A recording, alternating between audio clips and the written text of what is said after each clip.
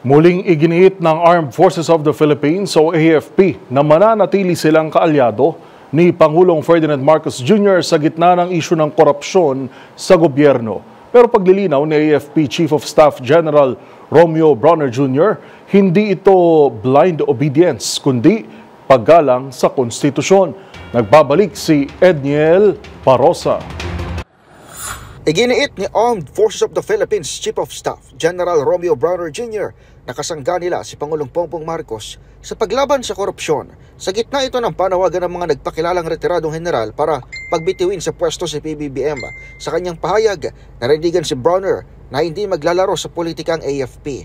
Dinepensaham din niya ang pagprotekta sa chain of command na hindi umano blind obedience o bulag na pagsunod, bagkus pagpapakita ng disiplina at paggalang sa saligang batas. Muling hinimok ni Brawner ang taong bayan na idaan ang pagbabago sa mapayapang paraan gaya ng pagboto at hindi sa mga tinawag niyang shortcut.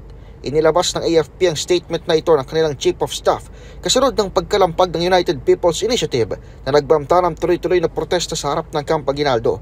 Kasama sa naturang grupo ang retired Air Force General na si Romeo Poquis at dating Westmincom Chief na si Orlando De Leon, pawang mga kilalang kritiko ng kasalukuyang administrasyon, kabilang na sa mga pulisya nito sa West Philippine Sea.